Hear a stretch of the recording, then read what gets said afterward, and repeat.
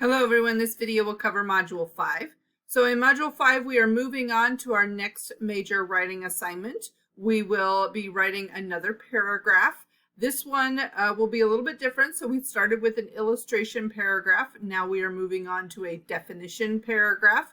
After the paragraph assignments, we'll be moving on to actually writing full-length essay assignments. So we just have the one more of the shorter writing assignments before we get into something longer. So you can see that the module is basically mostly about learning about definitions. So we're not getting into the actual paragraph itself, just like the illustration paragraph where we had like a brainstorm module and then the module where you write the paragraph. They're doing the same thing here. So here we have just some readings that you'll be doing.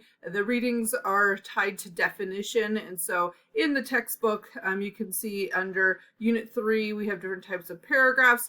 Chapter 9 is our chapter about definition. And so as you go through, you can learn a little bit more about what it means to define something.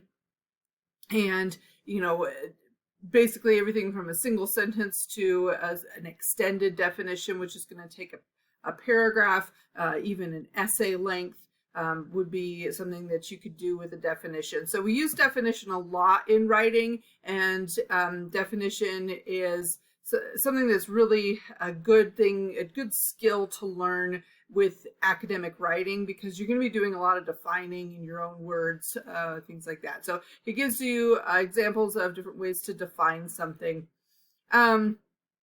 The paragraph assignment is right here, and then once you are ready to start working on it, we're going to be doing a brainstorm writing plan just like we did for the illustration paragraph. So the paragraph assignment is to write a definition of a single term or word or phrase that is complex enough that needs an extended definition. So it might be like an abstract concept, like an ism or a religious term, something like that. That something's not tangible, so you can't touch it.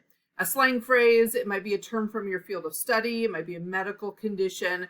So I get quite a few extended definitions on things like anxiety, depression, so something that the student has familiarity with. If any of you are seniors this year, you could, in high school, you know, senioritis would be a good term. That's more of a slang phrase that you could define. So there's lots of different ideas out there for you for topics, but you just will be thinking about something that you can define that is maybe a little bit more personal, something that you have some experience with, something that you're interested in. You aren't using sources for this, just like the previous paragraph, so you're relying on your own association with this word.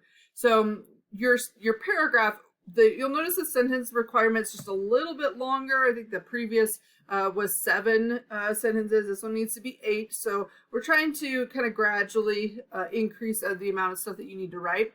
And then you're going to start with a topic sentence. Now, the previous paragraph, you had a topic sentence created for you. Now you have to create your own topic sentence. So that will be an additional challenge here. And you have to decide how you're going to define the word and then how you're going to extend that definition throughout the rest of the paragraph. So you can, there are some ways to define, the textbook talks about defining with synonyms, classifications or negation. So you could, you know, do, I don't know, phobias or something, and then there are several different types of phobias. So we would define by class, right? Or you could do synonym, you know, how is anxiety similar to depression or not? Maybe it's negation. So anxiety and depression, you know, how they're different.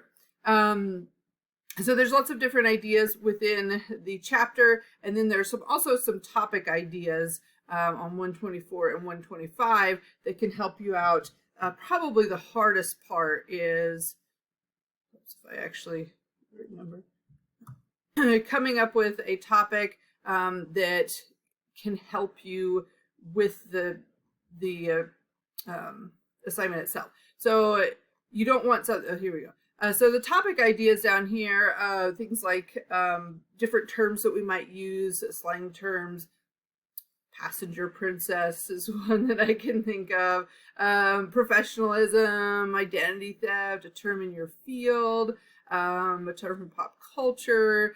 Probably none of these are ones that you actually use in pop culture right now. Underemployment, terrorism. So there's lots of different things, but again, you want to make sure that your topic is one that you have some like experience with, you can rely on your own personal life for, rather than doing a bunch of research on it. So don't pick something you don't know what it means.